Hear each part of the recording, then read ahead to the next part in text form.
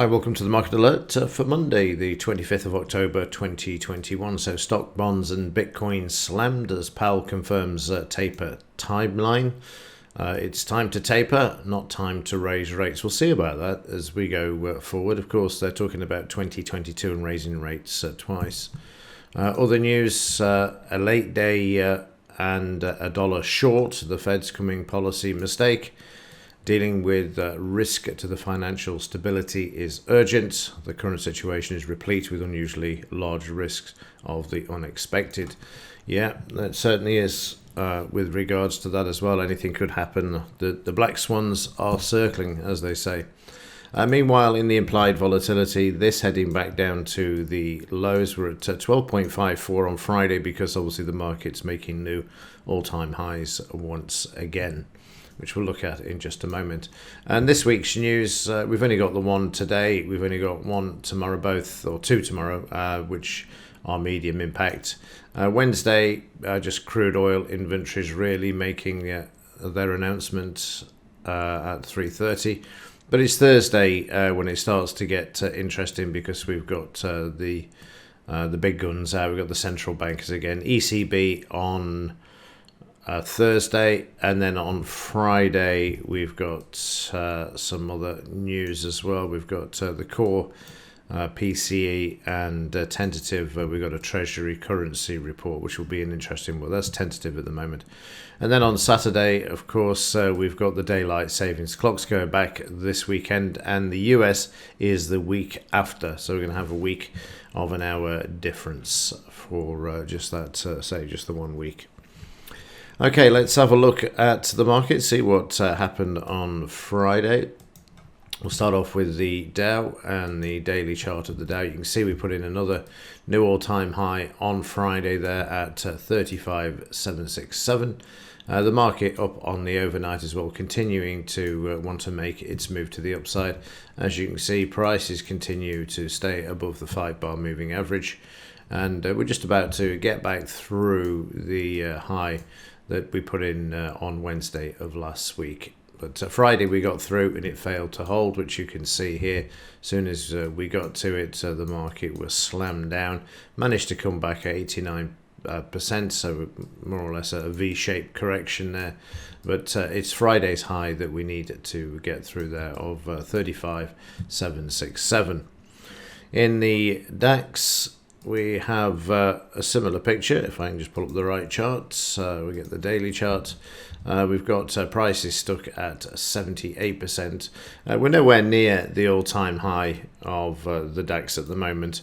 This really sort of languishing where in regards to where the Dow is currently trading.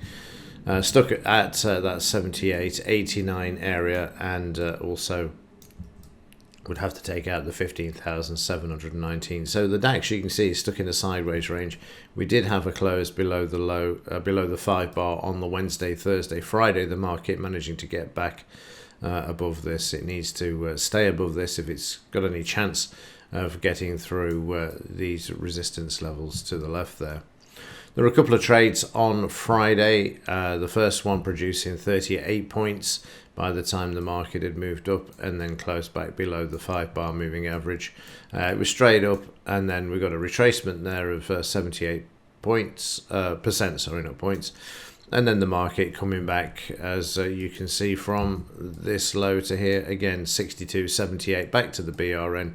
You see them buying back here, and then they move prices back to the upside. Market continued moving with the Dow futures, and then there was a bit of a sell-off before the open of the Dow, and then we see prices moving up again. Initially we had a buy signal, and by the time this closed back below the 5-bar moving average, it was just 5 points. Again, you can see the demand coming in, but the volume is greater than the previous bar, and this allowed them to bring the market back to a double top and the 89% retracement before prices followed the Dow down in the hour after the hour and a half of being open, which you can see there, and then just trading sideways. Overnight we had a gap down, the market filled the gap, and the market currently above the DP, heading back towards the high of Friday, which you can see there. So that's the sort of the first upside target for the DAX in the futures market or in the cash. Needs to stay above the 200 MA and the DP and this BRN. If it closed below any of these, then the low is only just 70-80 points away down here, which would be crucial. But at the moment, really quiet, as you can see there for this market. In the metals, well, it was a good morning, that was for sure, as far as the metals prices were concerned. I'm just going to roll this back so you can see. We saw prices moving high, and I thought, blimey, we're actually going to get to the $25 per ounce, which is this red line here. But then they wheeled Powell out, didn't they, at 4 p.m. This gave the bankers the opportunity to slam the price. But then you can see them buying back in here, can't you? Just at the 24.30 level, which is around about here. And then that brought stability back to the market. But all of the morning gains were just removed as soon as Powell started to speak. It pumped the dollar. They used it to move the dollar to the upside, if you have a look here. But then even the dollar didn't hold and it came back. There is a bit of demand there. But we need a break below the 93.45 in the dollar to head down to these fib retracement levels drawn from here up to here. So crucial that we get through this area here. You can see it's been a major support for the US dollar in order for silver to move higher once more, which is currently doing at the moment, but it needs to break that 89% retracement. We just have a look intraday in the 5 minutes, see what's happening. You see we've traded up to 24.50 and the market's now showing a bit of weakness there. But there is, like I say, a bit of a potential bounce that we could be seeing in the dollar because of that demand there that's come into the market.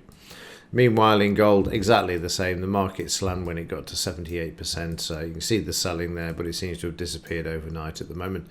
To stay above the 200 MA is ideal, as this hasn't happened for some time. Last time it did, the price was once again slammed to the downside. So it's important that we hold above this. And in the silver market, and I'm jumping around a bit here, we still haven't taken out the 200 MA. We need to do this. We're back above the 20. We're also back above a 50 bar moving average, which isn't on the chart as well.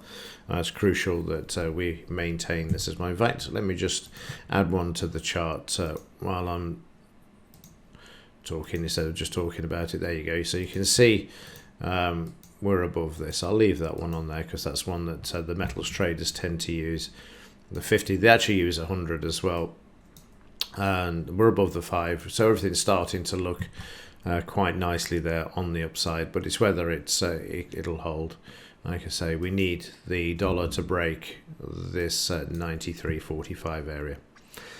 Okay, I think that's just a quick roundup of where we are with everything following Powell's comments on Friday and the prospect of them actually thinking about tapering. It's going to be interesting. Tapering and raising rates, that's a dangerous game. So, of course, they're going to pump the markets up as much as they can in the meantime. Okay, that will do it for this one. As ever, thanks for watching. See you in the next one.